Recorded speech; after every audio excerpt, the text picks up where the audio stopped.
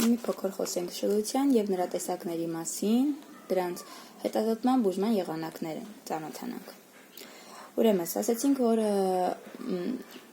աչքի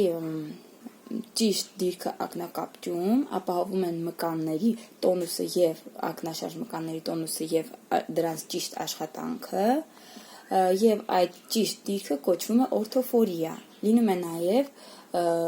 այդ դիրքի խանգարում հետերոֆորիա։ Միայն օրթոֆորիայի դեպքում է, որ հնարավոր է բինոկուլյար տեսողություն, իսկ հետերոֆորիայի այն դեպքերում, երբ ակնագունդը կարողանում է իր ճիշտ դիրքը ապահովել ակնակապճում, այդ դեպքում նույնպես ապահովում է բինոկուլյար տեսողությունը։ Դա ապահովում է ֆուզիոն ռեֆլեքսի շնորհիվ։ Իսկ եթե չլինի ֆուզիոն ռեֆլեքս, ապա հետերոֆորիան կբերի արդեն շլությունների։ Ֆուզիոն ռեֆլեքսը բերում է աչքի ճիշտ դիրքի։ Եվ այս պարագայում հետերոֆորիան չի համարվում ախտաբանական վիճակ եւ բուժում չի պահանջում։ Տարբերում ենք այսպիսի շլությունը կոչվում է թաքնված շլություն, քանի որ այն կոռեկցվում է ֆուզիոն ռեֆլեքսի շնորհիվ։ Տարբերում ենք իրական շլության երկու տեսակ, դրանք են համագործակցական եւ պարալիզիկ։ Համագործակցական շլությունները իրենց հերթին լինում են ակոմոդացիոն, ըստ էտիոլոգիկ կարող ենք տարբերակել ակոմոդացիոն, ոչ ակոմոդացիոն եւ մասնակի ակոմոդացիոն։ Համագործակցված շլությունը դա բնութագրվում է ընդհանուր ֆիքսման կետից, աչքերից մեկի անընդհատ կամ ժամանակ առ ժամանակ շեղումով, բինոկուլյար տեսողության խանգարումով։ Ներկայումս նման շլությամբ տառապում են երեխաների մոտ 1.5-ից 3%-ը։ Ոչ միայն դա կոսմետիկ դեֆեկտ է, այլ նաև ֆունկցիոնալ մեծ անբավարարություն է։ Քանի որ համագործակցական շլության ժամանակ մարդը չի կարող ճիշտ գնահատել տարածությունը, այսինքն բինոկուլյար տեսողությունը խախտված է, տարածական տեսողությունը խախտված է։ Եվ այսպիսի խանգարում ունեցողների մոտ հետագայում մասնագիտական ընտրության հարցում պետք է շատ մեծ ուշադրություն գրավի։ Այսպիսի շլության բուժումը պետք է սկսել մանկական տարիքից, քանի որ այս պրոցեսի խորացման հետ մեկտեղ կարող է շիլ աչքի տեսողության սրությունը ընկնել մինչև նույնիսկ կուրության տանել։ Իսկ այս պարագայում կորցրած աչքը վերականգնելը անհնար է։ Մի փոքր բնութագրենք համագործակցային շլությունը։ Համագործակցային շլության ժամանակ ակնագնդի շարժունակությունը պահպանված է։ Ի տարբերություն պարալիտիկ շլության դեպքում, երբ որ սահմանափակ է կամ ընդհանրապես ամբողջությամբ պարալիզված է ակնագնդի շարժունակությունը։ Սա շարժունակությունը բնորոշեցինք համագործակցված շլություն։ Համագործակցված շլության ժամանակ ակնագնդի առաջնային եւ երկրորդային շեղման անկյունները միմյանց հավասար են։ Իսկ ինչ է նշանակում առաջնային երկրորդային շեղման անկյուններ եւ ոնց կարող ենք դրանք չափել, որպեսզի ասենք հավասար են թե ոչ։ Հիշենք, որ այս դեպքում համագործակցված շլության դեպքում առաջնային երկրորդային անկյունները միմյանց հավասար են։ Առաջնային անկյունը դա շիլ աչքի շեղման անկյունն է ֆիքսման կետից։ Իսկ երկրորդային անկյունը դա առողջ աչքի շեղման անկյունն է ֆիքսման կետից, երբ որ փակում ենք այն հետազոտության ժամանակ, թողում ենք բաց միայն շիլ աչքը։ Այդպիսով որոշում ենք, որ այդ անկյունները միմյանց հավասար են, քանի որ համագործակցական շլության դեպքում, երբ որ փակում ենք աչքը, տեսնում ենք նույն չափի շլում, որքան որ շլում էր հիվանդ աչքը։ Իսկ խանգարված բինոկուլյար տեսողության երրորդ բնորոշ ախտանիշն է, խանգարված բինոկուլյար տեսողության դեպքում, համագործակցային շլության դեպքում չի դիտվում դիպլոպիաներ։ Սա շնորհիվ ֆիզիոլոգիական սկատոմաների Իսկ դրանց մասին կխոսենք հետագայում։ Համագործակցական շլության դեպքում կախված նրանից, թե որ կողմ է շեղվում աչքը, տարբերում ենք համամիտվող դեպի քիթ, դեպի ներս շլող աչք, տարամիտվող դեպի դուրս, դեպի քունք շլող աչք, դեպի վերև եւ դեպի ներքև հիպերտրոպիա, հիպոտրոպիա, էզոտրոպիա եւ էկզոտրոպիա։ Համագործակցված շլությունը նաև տարբերակում ենք ըստ կողմերի, երբ որ միակողմանի մոնոկուլյար եւ երկկողմանի դիօկուլյար։ Մոնոկուլյար շլությունը դա այն շլությունն է, երբ որ ֆիքսման կետից միշտ շեղվում է միևնույն աչքը միևնույն կողմ։ Իսկ երկկողմանի շլությունը դա այն շլությունն է, երբ որ շլում է մերթ մի աչքը, մերթ մյուս աչքը։ Այս պարագայում երկկողմանի շլությունը ավելի բարենպաստ է եւ բուժմանը ավելի ենթարկվող, իսկ միակողմանի շլությունը վտանգավոր է նրանով, որ կարող է առաջացնել ամբլոպիա, այսինքն միշտ այդ կողմի աչքը, միակողմանի մոնոօկուլյար աչքը, շլության դեպքում այդ աչքը գտնվում է ճնշված վիճակում եւ առաջանում է ամբլոպիա, կույր աչք։ Եվ ըստ աստիճանների նույնպես տարբերակում ենք շլող աչքը 15 աստիճան անկյան տակ է շլում, 25-ից 30 աստիճանի անկյան տակ, թե 45 ու 60 աստիճան անկյան տակ։ Մի հատ էլ ասենք 15 աստիճան, 25-ից 30 աստիճան, 45 աստիճան եւ 60 աստիճան անկյան տակ։ Եվ այս հետազոտության համար մենք վերցնում ենք ատասկոպը եւ 40-ից 45 սանտիմետր հեռավորության պայմաններում լույսը գցում ենք աչքերի վրա եւ այս պարագայում առողջ աչքի դեպքում, երբ որ չի շլում աչքը, հիվանդը, պացիենտը, այդ լույսը ընկնում է եղջերենու վրա եւ մենք ստվերը տեսնում ենք բբի կենտրոնում։ Իսկ երբ որ այդ ստվերը մենք տեսնում ենք բբի եզրին, դա 3-ից 3.5 միլիմետր չափեր ունեցող բբի պայմաններում, ապա դա 15 աստիճանի անկյան տակ շեղումն է։ Իսկ կախված համամիտվող է, թե տարամիտվող է շեղումը, այդ պարագայում ենք համապատասխան բբի եզրի համապատասխան կողմին ենք նայում։ Եթե համամիտվող է շլությունը, այդ դեպքում ստվերը տեսնում ենք ներսային եզրին բբի եւ համեմատում ենք ներսայինի հետ։ Իսկ երբ որ լինում է տարամիտվող շլությունը, այդ դեպքում համեմատում ենք դրսային եզրի հետ։ Իսկ եթե ստվերը ընկնում է բբի եզրի եւ լիմբի միջև, այս դեպքում մենք ունենք շեղում 25-ից 30 աստիճանի։ Եթե լինում է լիմբի վրա 45 աստիճանի, իսկ լիմբից դուրս 60 աստիճանի շեղում։ Հիմա անցնենք քննարկենք համագործակցված շլության 3 տեսակներին՝ ակոմոդացիոն, ոչ ակոմոդացիոն եւ մասնակի ակոմոդացիոն։ Ակոմոդացիոն շլությունը հիմնականում առաջանում է 2-ից 3 տարեկան երեխաների մոտ, երբ արդեն սկսվում է ակոմոդացիան աշխատել։ Այս պարագայում ակոմոդացիոն շլությունը պայմանավորված է զույգ աչքերի ակոմոդացիոն ունակության եւ կոնվերգենցիայի հարաբերության խանգարման հիմքում, որն էլ բերում է ակոմոդացիոն շլության։ Սովորաբար ակոմոդացիոն շլությունը լինում է համագործակցական, քանի որ երեխաների մեծ մասը ունենում են հեռատեսություն, այդ պարագայում նրանք մոտիկ առարկաները տեսնելու համար աշխատեցնում են ակոմոդացիան եւ հիպերակոմոդացիան բերում է կոնվերգենցիայի ավելցուկի, որն էլ բերում է աչքի ներսթեքման։ Այդ պատճառով էլ ակոմոդացիոն համագործակցված շլությունների դեպքում հիմնականում երեխաների մոտ համամիտվող շլություն է դիտվում։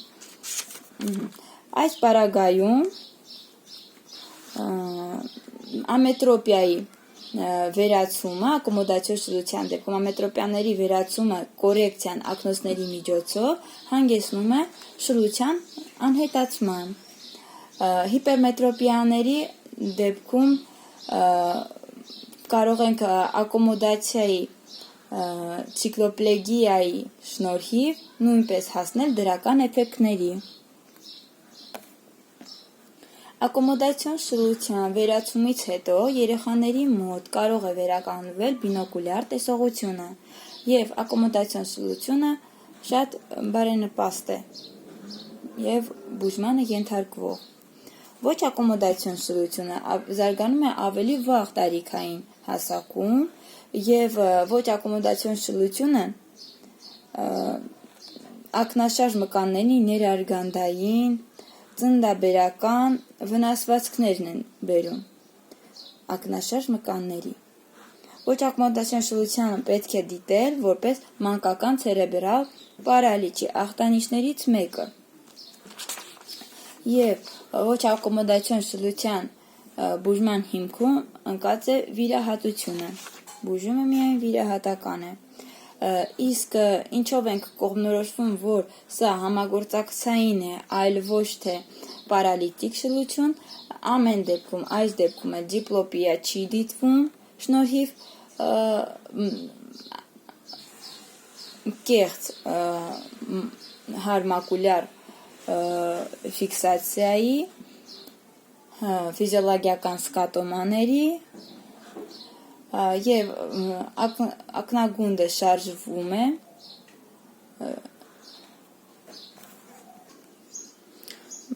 մասնակի ակոմոդացիոն շլությունը հանդիսանում է ռեֆրակցիայի խանգարման միջին աստիճանի ամետրոպիաների դեպքում և ասիգմատիզմի ժամանակ։ Ակնոցները և ցիկլոպլեգիան շլությունը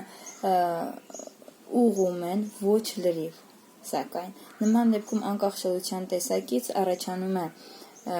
բարդություններ, որը դժվարացնում է շլության բուժումը, մոնոկուլյար շլության ժամանակ առաջանում է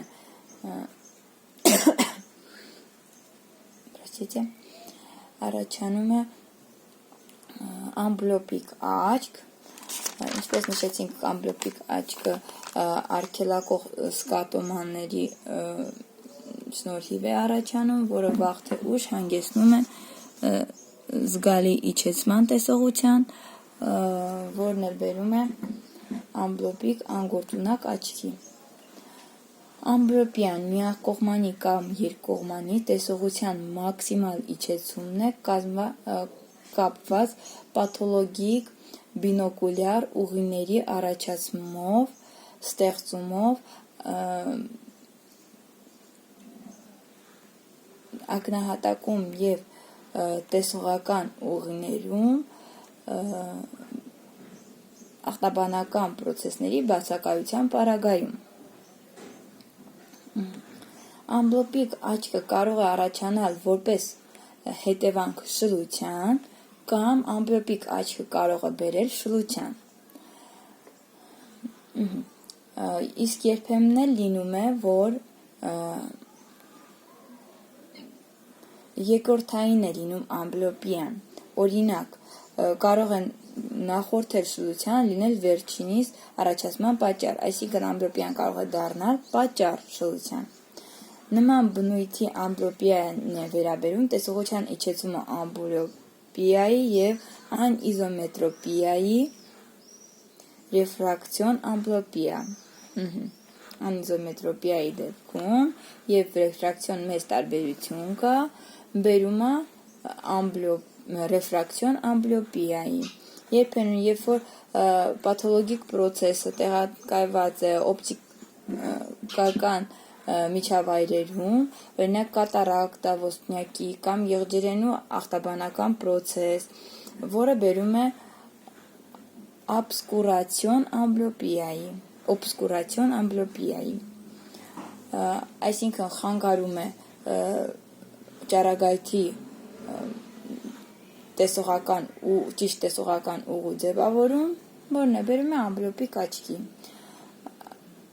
Կախված ամբլիոպիայի արտահայտման աստիճանից շլության ժամանակ դիտվում են նաև աչքերի ճիշտ ֆովեալ ֆիքսացիայի խանգարումներ։ Ինչքան շատ է արտահայտված այդ ամբլիոպիան, այնքան ֆովեալ ֆիքսացիայի խանգարումը մեծ է։ Նման երեխաների մոտ հայտնաբերվում է ոչ ճիշտ հարֆովեալ ֆիքսացիա, սա բերում է ֆիզիոլոգիկ սկատոմաների։ Վերջինիս որոշումն ունի շատ կարևոր նշանակություն շլության և ամբլիոպիայի օրթոպտիկ բուժման համար։ Համագործակցական շլության բուժման հիմնական նպատակն է ակնագնդերի ճիշտ դիրքի ապահովում, բինոկուլյար տեսողության վերականգնումը։ Իսկ այս ամենը կատարվում է ըստ տեսակի համագործակցական շլության, կատարվում է Սկսում ենք օպտիկական կորեկցիայից։ Օպտիկական կորեկցիա կատարվում է բոլոր տեսակի շլությունների դեպքում, եթե անհրաժեշտ առկայություն կա, և մշտական կրման ակնոցներ են նշանակվում։ Պրեօպտիկ բուժում է կատարվում ուղղված տեսողությամբ աչքի ուղղությամբ, ամբլիոպիկ աչքի ուղղությամբ և օրթոդիպլոպիչսկի բուժում է տարածական տեսողության վերականգնման, նախա և հետվիրահատական և վերջում վիրահատական բուժում է կատարվում, եթե այս ամբողջ բուժման կուրսը անցնելուց հետո դրական դինամիկա չենք տեսնում։ Պլեօպտիկ բուժումը ամենատարածվածն է լավ տեսնող աչքի օկլյուզիան է պլեօպտիկ բուժումը և ուղղում ենք, որպեսզի շլող աչքը սկսի աշխատացնել և ֆիքսել առարկաները։ Ֆիքսացիայի ենք ենթարկում շլող աչքը, փակելով առողջ աչքը։ Ամբողջական օկլյուզիա խորհուրդ է տրվում նախնական էտապային բուժման ժամանակ, իսկ հետագայում ցուցված է անցում կատարել պենալիզացիայի, պենալիզացիա շտրաֆավանիան, սա առողջ աչքի պենալիզացիա է կատարվում, այսինքն սկզբում օկլյուզիա արեցինք, փակեցինք ամբողջությամբ, իսկ հիմա ուղղակի հիպերկորեկցիա ենք կատարում, քանի որ մեզ պետք է որ մոտիկը լավ տեսնենք, այդ պարագայում պլյուս ակնոցներ ենք նշանակում հիպերկորեկցիայով, հետևանքով տեսողությունը ֆիքսվում է հիվանդ շլող աչքով և ակտիվ տեսողական պրոցեսին է սկսում մասնակցել շլող աչքը։ Կոմպլեքս բուժման համար ստիմուլացնող ամբլիոպիկ աչքի դեպքում լազերային և լուսային էֆեկտներ են օգտագործվում, ստիմուլացնելով ֆովեալ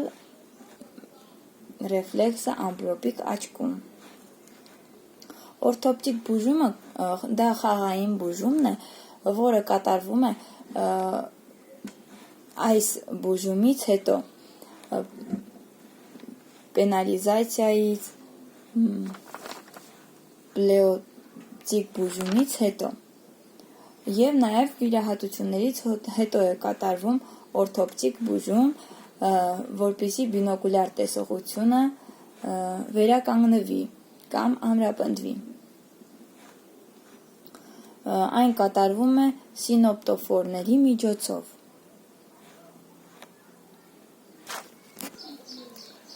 Պարալիտիկ շլությունը, սա շլության երկրորդ տեսակն է։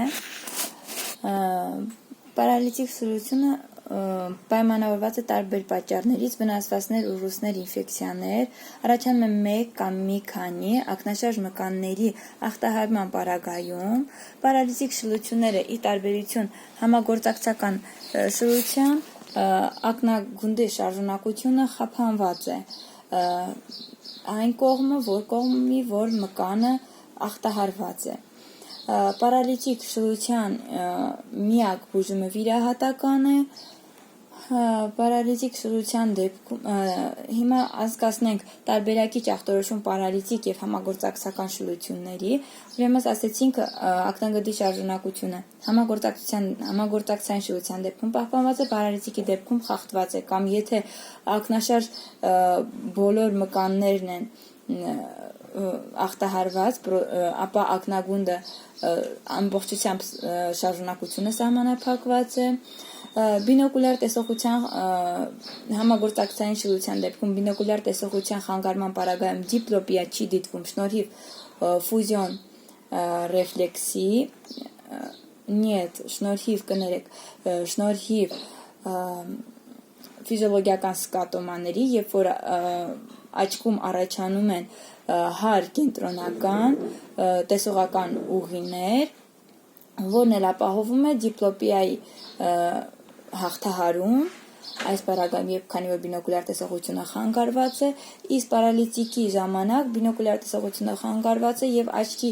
դիրքի թեքումը այդ ուղղությամբ, որ մկանը ախտահարված է, լինում է երկտեսություն դիպլոպիա, իսկ այս դեպքում հաղթահարման համար հիվանդը ընդունում է գլխի հարկադրական դիրք, գլուխը թեքելով դեպի այդ կողմ, որի շնորհիվ դիպլոպիան հաղթահարվում է։ Սա բինոկուլյար պարալիզիկ շլության մյուս բնորոշ հատկանիշն է առաջնային երկրորդային անկյունների անհավասարությունը, ընդ որում երկրորդային անկյունը ավելի մեծ է, քան առաջնային անկյունը, իսկ որպես հիշեցում ասենք, որ համագործակցային շլության դեպքում այդ անկյունները միմյանց հավասար են։ Սա պարալիզիկ շլության երրորդ հատկանիշը որն էր, ակնաշարժը ասեցինք, ակնագնդի շարժունակությունը ասեցինք, անկյունը ասեցինք, հարկադրական դիրքը ասեցինք, այս երեքն էին համեմատական տարբերությունները համագործակցային եւ պարալիզիկ շլությունների։ Պարալիզիկ շլության բուժման համար առաջին հերթին պետք է վերացնել հիվանդության առաջացման պատճառը, հետո անցնել շլության կոռեկցիային։